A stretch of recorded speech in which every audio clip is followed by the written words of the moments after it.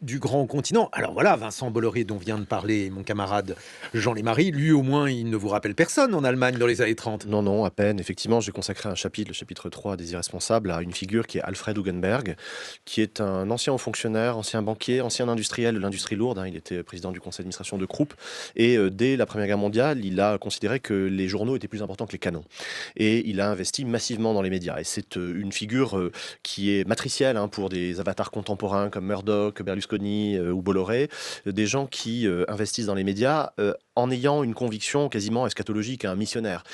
C'est un homme d'extrême droite, antisémite, pan-germaniste, ultranationaliste, qui veut conformer l'Allemagne à son image et à l'image de son idéologie politique. Il a une mission, et cette mission consiste à extrême droitiser tout le débat public. Alors, il crée un empire médiatique de manière très intelligente, puisque ça reste un capitaliste qui veut gagner de l'argent. Ça lui rapporte énormément d'argent. Il maîtrise en gros 1600 journaux, c'est-à-dire le tiers du paysage de la presse allemande, plus 2 compagnies de cinéma, dont la prestigieuse UFA. Et il va imposer tous les thèmes, toutes les thèses, toutes les images et les obsessions de l'extrême droite, notamment la lutte contre ce qu'on appelait à l'époque, parce que l'extrême droite appelait le bolchevisme culturel, qui ne veut rien dire mais qui fait peur, un petit peu, si vous voulez, qui vend du wokisme aujourd'hui. Ça concentre toutes les peurs paniques de la droite et l'extrême droite de l'époque, l'émancipation des femmes, l'homosexualité, l'urbanisation, le cinéma contemporain, évidemment l'égalité sociale et fiscale, et l'égalité des droits, ainsi que l'ordre international versaillais et genevois, puisque déjà à cette époque, évidemment, on le voit aujourd'hui aux États-Unis, il y a une lutte de l'extrême droite contre le droit international.